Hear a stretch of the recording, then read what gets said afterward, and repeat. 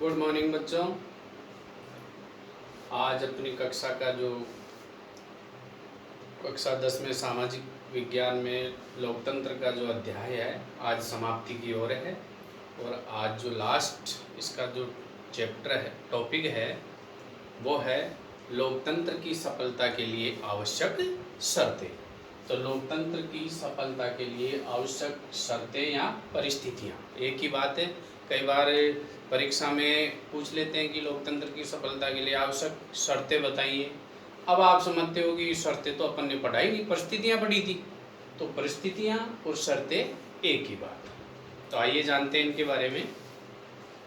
तो लोकतंत्र की सफलता के लिए पहली शर्त या पहली परिस्थिति है शांति तथा व्यवस्था। तो इसका मतलब यह है बच्चों कि जिस देश में, जिस राष्ट्र में आंतरिक शांति और कोई युद्ध या बाहरी आक्रमण नहीं होता है तो वहाँ पर लोकतंत्र आसानी से कायम रहता है, आसानी से चलता रहता है।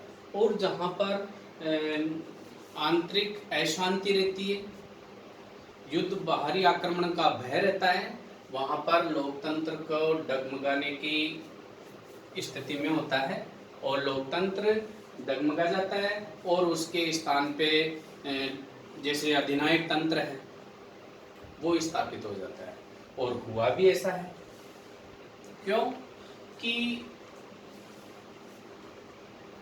चाहे परिस्थिति या कोई सा भी तंत्र हो, शासन का कोई सा भी प्रकार हो, तो उसमें उसकी सफलता के लिए आवश्यक जो शर्तें हैं वो होनी चाहिए।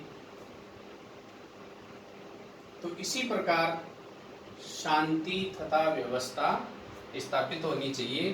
प्रथम विश्व युद्ध के समय कई यूरोपीय राष्ट्रों में लोकतांत्रिक व्यवस्था थी, लेकिन इसके बाद में वहाँ पर अधिनायक तंत्र हुआ। क्यों? आंतरिक अशांति हो गई, युद्ध बाहरी आक्रमण हुआ, तो वहाँ पे अधिनायक तंत्र स्थापित हो गए। दूसरा है सुदृढ़ राष्ट्रीय अर्थव्यवस्था। जिस देश की राष्ट्रीय अर्थव्यवस्था मजबूत होगी, सुदृढ़ होगी, वहाँ पर लोकतंत्र सफल होगा। और जहाँ पर जो राष्ट्रीय अर्थव्यवस्था है कमजोर होती है, औद्योगिक जो संकट आ जाता है, औद्योगिकरण का जो संकट होता है, तो वहाँ पर लोकतंत्र असफल दिखता है। इसलिए राष्ट्रीय जो अर्थव्यवस्था जहाँ पे मजबूत होती है, उद्योगों का जहाँ पे विकास होता है, औद्योगिक संकट नहीं आता है, वहाँ लोकतंत्र सफल रहता है। तीसरी बात है आर्थिक समानता की स्थापना। लोकतंत्र के सफल संचालन के लिए आर्थिक समानता की स्थापना भी होनी चाहिए। आर्थिक समानता से मतलब है यहाँ पे कि जो अमीरी गरीबी के बीच में जो खाई होती है वो कम होनी चाहिए। सभी लोगों को रोजगार के अवसर प्राप्त हो। तो ऐसी परिस्थिति जहाँ पे होगी वहाँ लोकतंत्र सफल रहेगा। अगला है सामाजिक न्याय की स्थापना। सामाजिक न्याय से तात्पर्य है किसी व्यक्ति के साथ धर्म, जाति, लिंग, भाषा, किसी भी प्रकार से कोई भेदभाव नहीं होना चाहिए, वो ही सामाजिक न्याय है। और जहाँ पे इस सामाजिक न्याय स्थापित है वहाँ लोकतंत्र सही तरीके से चलता है। और जहाँ पे ऐसा भेदभाव होता है तो वो आंतरिक अशांति होगी, आंतरिक अशांति होगी तो लोकतंत्र अस्थिर हो जाएगा। अगला है शिक्षित एवं जागरूक जनता।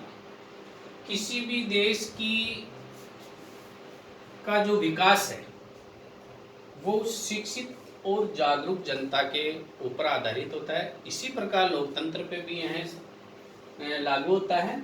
शिक्षित जनता होगी तो वह अपने अधिकारों का, अपने कर्तव्यों का सही तरीके से पालन करेंगे। जागरूक होंगे तो वह सरकार की जो गलत नीतियां होगी उनकी आलोचनाएं कर सकती है। इसलिए सफल लोकतंत्र के लिए शिक्षित और जागरूक जनता होना आवश्यक है।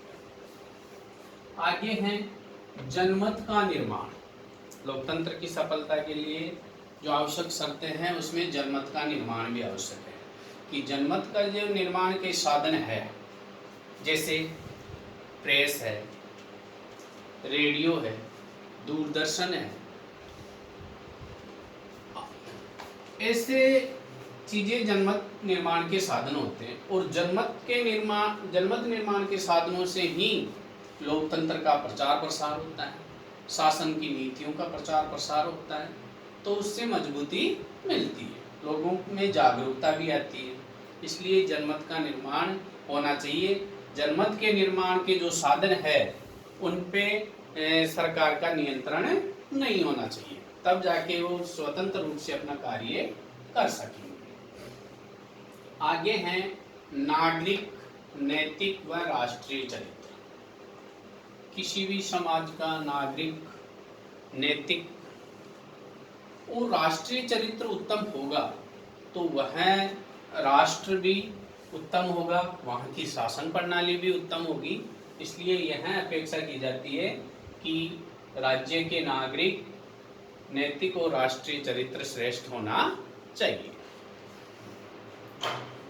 सत्ता का विकेंद्रीकरण तथा स्थानीय स्वशासन। बिंदु संख्या 8 में अपन चल रहे हैं और इसमें आया है सत्ता का विकेंद्रीकरण तथा स्थानीय स्वशासन। अब लोकतंत्र का जो आधार है वो है सत्ता का विकेंद्रीकरण और अधिनायक तंत्र है उसका आधार है सत्ता का केंद्रीकरण। तो लोकतंत्र की सफलता के लिए विकेंद्रीकरण होना आवश्यक है और विकेंद्रीकरण का जो उदाहरण है वो है स्थानीय स्वशासन। स्थानीय स्वशासन के माध्यम से नीचे के स्तर के लोग भी शासन में भागीदार बनते हैं, अपनी कार्यक्रमों नीतियों से स्थानीय स्तर पे अपनी सरकार चलाते हैं, शासन चलाते हैं। तो लोकतंत्र में विकेंद्रीकरण होना चाहिए और उसमें स्थानीय स्वशासन होना चाहिए। अगला है नागरिक स्वतंत्रताएं। नागरिक स्वतंत्रताओं में है कि लोकतंत्र सीमित शासन को महत्व देता है और सीमित शासन का अर्थ होता है बच्चों कि संविधान के द्वारा नागरिकों को मूलभूत स्वतंत्रताएं या मौलिक स्वतंत्रताएं उपलब्ध करानी चाहिए और उन स्वतंत्रताओं की रक्षा का प्रबंध भी करना चाहिए। मूलभूत स्वतंत्रताएं हैं उनकी कि स्वतंत्र रूप से वो आ जा सके, रह सके, अपनी सभाएं कर सके, बोल सके।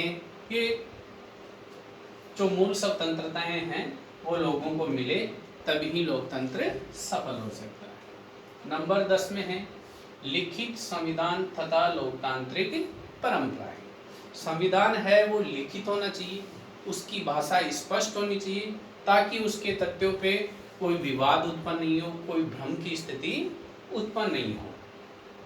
और जो संविधान है उसमें जो संशोधन की बात है वो कठोर होना चाहिए ताकि जो भी सरकार है, जो भी शासन तंत्र है वो उसमें आसानी से परिवर्तन नहीं कर सके और अपने मनमर्जी का यानी अधिनायक जो वाद है, अधिनायक तंत्र है वो स्थापित नहीं कर सके। इसी के साथ में लोकतांत्रिक जो परंपराएं हैं इनका संविधान में कहीं उल्लेख नहीं होता, लेकिन ये ऐसी स्वस्थ परंपराएं होती है जो राष्ट्र का विकास करने में, शासन का संचालन करने में अच्छी तरीके से काम आती है।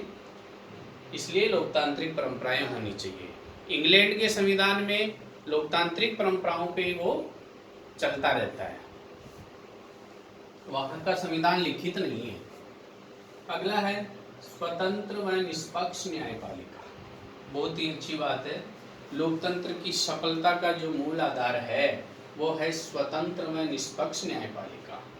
जिस राष्ट्र में स्वतंत्र व निष्पक्ष न्यायपालिका होगी तो वहाँ लोकतंत्र सफल होगा। किस प्रकार होगा मैं आपको बताता हूँ कि न्यायपालिका लोगों के अधिकारों की रक्षा करती है, साथ में कार्यपालिका जो कानून का उल्लंघन करे उस पर नियंत्रण करती है व्यवस्थापिका के द्वारा जो बनाए गए असंवैधानिक कानून है उनको अवैध घोषित करती है। इस प्रकार न्यायपालिका लोकतंत्र की सफलता के लिए आवश्यक है। अगला है योग्य निष्पक्ष कर्मचारी तंत्र। लोकतंत्र की सफलता में इनका भी बहुत योगदान है, क्योंकि जो राजनेता होते हैं, जो सरकार बनाते हैं, उनका जो कार्य करने का जो काम होता है वो कर्मचारियों के हाथ में होता है। तो कर्मचारी यदि योग्य होंगे, निष्पक्ष होंगे, तो उस काम को अमल में लाते समय जनता की सेवा भाव से कार्य करेंगे और जनता के जो काम में है वो बाधा नहीं आएगी। इसलिए योग्य निष्पक्ष कर्मचारी तंत्र होना चाहिए। अगला है स्वस्थ व सुसंगठित दलीय व्यवस्था। बहुत अच्छी बात है ये कि स्वस्थ व सुसंगठित दलीय व्यवस्था। जो दलीय व्यवस्था है, जो राजनीतिक दल है, वो स्वस्थ और संगठित होनी चाहिए। उनकी नीतियां और विचारधाराएं हैं वो क्षेत्रवाद, भाषाई आधार पे, सांप्रदायिकता पे, इन पे आधारित नहीं होनी चाहिए। राष्ट्रीय आधार पे होना चाहिए। राष्ट्रीय स्तर पे क्या समस्या है उनको लेकर होनी चाहिए। तो राजनीतिक दल अपनी नीतियों और कार्यक्रमों को अच्छी तरह के कैसे लागू करे, और साथ में इसमें जो राजनीतिक दल है उनमें आंतरिक लोकतंत्र होना चाहिए। आंतरिक लोकतंत्र से मतलब है कि राजनीतिक दलों के अंदर भी चुनाव होने चाहिए। इनके जो भी पदाधिकारी होते हैं उनकी वो भी चुनाव के माध्यम से अपने पद पे बने रहे, ताकि ये अपने मार्ग से भटके नहीं। अगला है योग्य तथा निष्ठावान राजनेता। अभी अपन ने बात की थी कि कर्मचारी तंत्र भी योग्य और निष्पक्ष होना चाहिए। इसी के साथ में जो राजनेता है वो भी योग्य होने चाहिए, निष्ठावान होने चाहिए, देश की सेवा भाव से काम करने वाले होने चाहिए। यदि वो स्वार्थी, कुत्सित और किसी भी आधार पे, चाहे वो भाषाई आधार पे हो, धार्मिक आधार हो, उन पे यदि भड़काने वाले होंगे तो लोकतंत्र को वह भीड़ तंत्र में परिवर्तित कर देंगे। इसलिए राजनेता भी निष्ठावान और योग्य होने चाहिए। अगला है सार्वजनिक हित की राष्ट्रीय योजनाएं। जो राष्ट्रीय योजनाएं हैं वो सार्वजनिक हित की होनी चाहिए। जो गरीब है उनको भी रोजगार उपलब्ध हो, देश में औद्योगिक और कृषि को बढ़ावा मिले, राष्ट्रीय आय में वृद्धि हो, इस प्रकार की जो योजनाएं हैं वो होनी चाहिए। तब जाके लोकतंत्र वहां पे सफल हो सकता है। और अंतिम बिंदु है अपना आधारभूत मामलों में राष्ट्रीय सहमति। देश के जो आधारभूत मामले हैं उनमें बहुसंख्यक, अल्पसंख्यक वर्गों से सहमति होनी चाहिए, आपस में विचार विमर्श होना चाहिए। तो इस प्रकार लोकतंत्र की सफलता के लिए ये 16 बिंदु अपन ने पढ़े हैं। इनके बारे में मैंने आपको समझाने की कोशिश की है। आज अपना लोकतंत्र का अध्याय समाप्त हुआ। जय हिंद, जय भारत।